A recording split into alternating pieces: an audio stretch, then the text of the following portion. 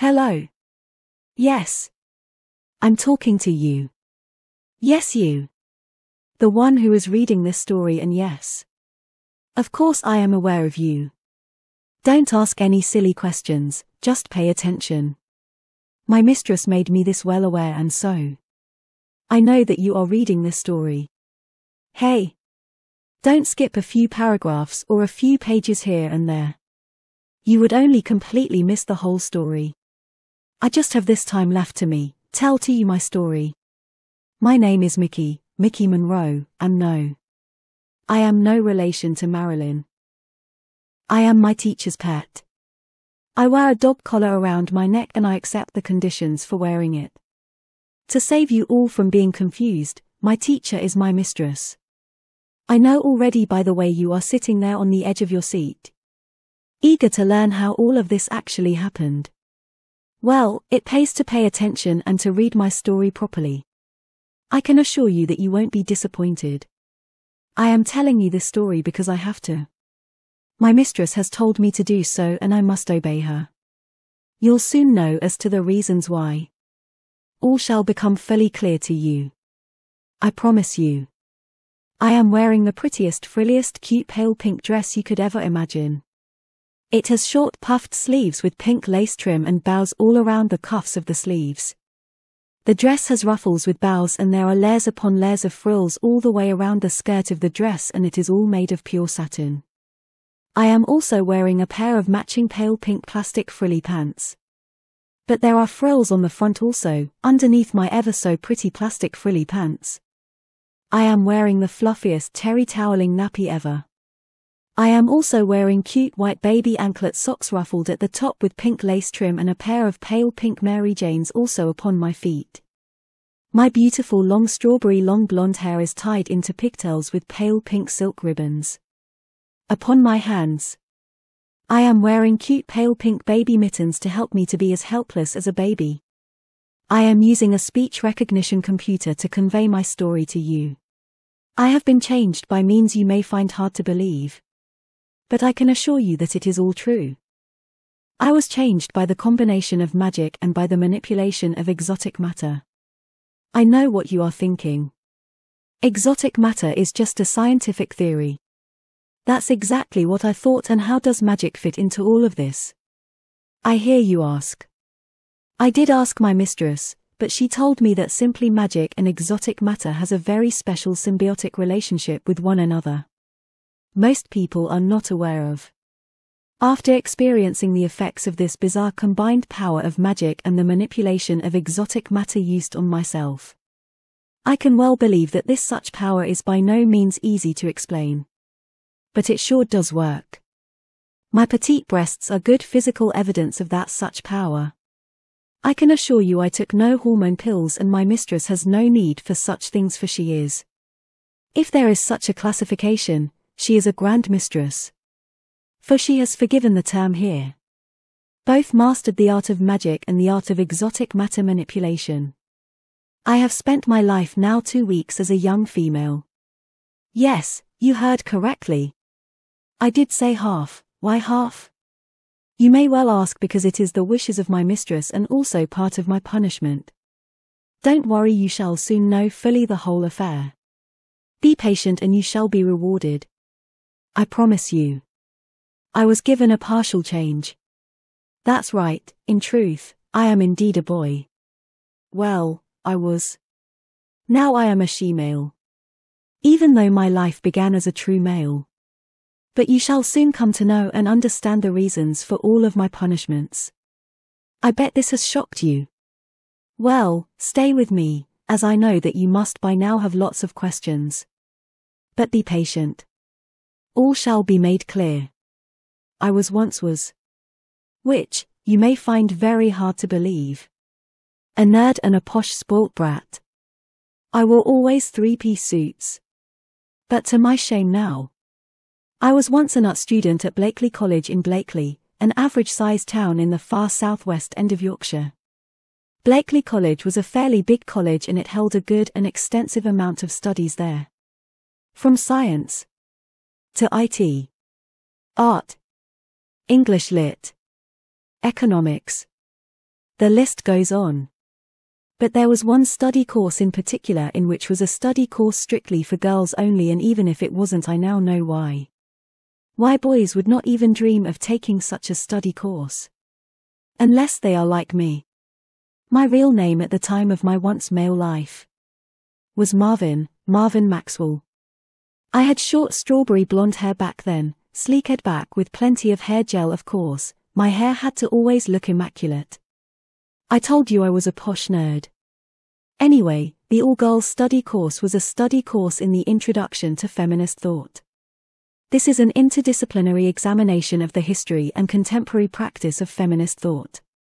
The topics included the history of feminist thought in Western culture, broadening and contemplation of that canon to include examination of race, class, gender, sexuality, ableism, ageism, and the implication of feminist thought. I dare any guy to try and take such a study course. I had my mother in part to buy my way into being able to take part in the feminist study course. But it was also the revealing of my secret too. That was told to the head dean of Blakely College that got me into the study class. It was not easy at first for me to get my way into becoming a student of the study course. All of my attempts to become one had failed, and I shall tell you exactly how that happened. How it all begun. Everything all began really from that day I went to Blakely College.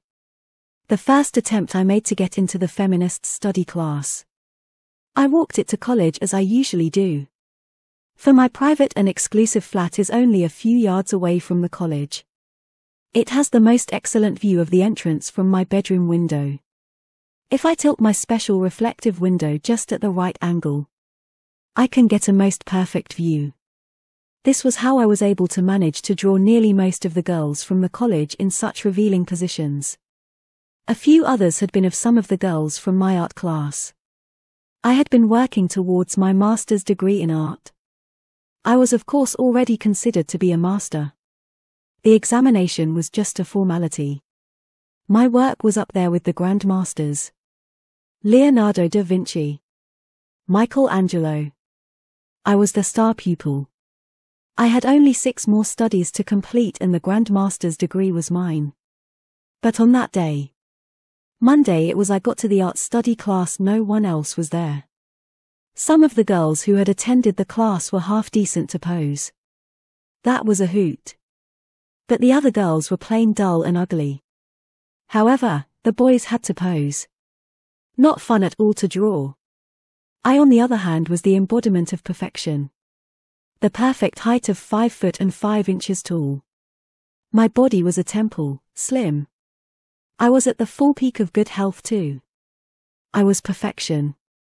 But alas, I was bored beyond boredom itself. I needed something of a challenge, and then, there it hit me. For days now I have noticed that the girls who went to the feminist study class, they were the most sublime nubile beauties I had ever seen. Why did such enchanting creatures that they were going to such a study class? It figured. Of course. Only but the most beautiful would go to such a study class to get away from pervy nerds like me would never get in with a chance to do anything. I had to somehow get into being a part of that class and still be able to hold my dignity and my pride in place. Just then Susan Wakefield entered the art class. She was one of the half-decent girls. She had long jet black hair, cat green eyes, and an average figure. Yes, it was quite adequate. Susan spoke to me in a nice soft voice. Hello there, Marvin. Good morning. What are you doing here so early? What? I'm always here early. Oh yeah, so you are. If I did not know any better I would swear that Susan was a dumb blonde. I then got out my artwork, which was, to say the least, truly perfect. But I decided to tease the dumb girl for my own amusement. Actually, I need to make a few adjustments to this artwork I am trying to finish. Susan came across over to look at my masterpiece. She looked at me confused. But Marvin, your artwork is by far the top best piece of artwork that has ever been produced in this art class. Your artwork is positively flawless. Those words of high praise were poetry to my ears. but I decided to tease Susan further. Thank you, Susan, but one has to be critical of one's own work, so that one can become a true grandmaster. Susan gave me a look of shock, but she defended my pride no end. Then you truly are a grandmaster. To be able to see mistakes in your own work to improve perfection is the mark of a true grandmaster. But Marvin, this artwork is already beyond perfection. Well, then I thank you for your high praise of me. I shall in that case keep this artwork exactly as it is. Susan gave me one of the nicest smiles I had ever seen. Then she went over to her art desk and got out all of her coursework and began to pack it into her pink backpack. I looked at her, not out of concern, but out of curiosity. Are you not going to stay? Sorry, no, Marvin, I am being transferred. Transferred? Why? My parents are moving to Oxford and they want me to attend the university there. You are to attend Oxford University? At this point, I was gutted and very, not extremely jealous. Darn, why didn't I think of getting myself transferred there? Say I might just do that. But just then my mind came back to the feminist study class. I want to be a part of that class more than anything. Yes, once I have gotten my master's degree, which won't be long now anyway, I shall transfer myself to Oxford University. In that case, I will see you sometime at the university then, Marvin, bye. Before I could say another word, Susan was out of the art class. It was still early and the girls who go the feminist study class had not arrived as yet. This was the most perfect moment for me to try and get myself into that class. I got up out of my chair and left. Mr. Phelps would not mind if I was to miss art class. I began to make my way towards the feminist study class, which was a 5-minute walk away to the college library. The main door was an obvious pink color. Probably it was a deliberate attempt to keep any boy from being curious and trying to peek behind the door. I ignored the girlish color and entered into the classroom anyway. Thank goodness the inside of the classroom was just like any other standard design classroom. A top row of seats, a middle row and a bottom row of seats, with 2 sets of steps going all the way down to the bottom of the class. That separated the 3 rows of seats. Just at the bottom of the classroom was the most statuesque figure of a woman I had ever seen. She had long golden blonde hair down to her shapely bottom. She had a perfect hourglass body any girl would envy. She had long slender legs, they showed under an oh so wonderful short pink summer dress that had short sleeves. She had long well-toned arms. Her eyes sparkled like sapphire. She had the face of an angel. This was the teacher of the feminist study class. I could hardly believe my own eyes. I quietly sat at the very far back of the top row of seats and put my head down toward a desk in front of me, hoping not to get noticed. To my sheer delight, the girls of the feminist study class began to enter the classroom itself. They all began to sit down. I had not been noticed until one girl came up to me and said, "Excuse me, that happens to be my seat. Go and sit somewhere else if you don't mind." I turned to face her and then she immediately recognized what I was and she said to me in a very loud voice, "Say, you're a boy." Just then the teacher, whose name was Miss Lisa Monroe, came charging up the steps over to where I was sitting and she grabbed me by my ears and she quite literally dragged me out of the feminist study class. Little did I know then, that she would soon become my mistress.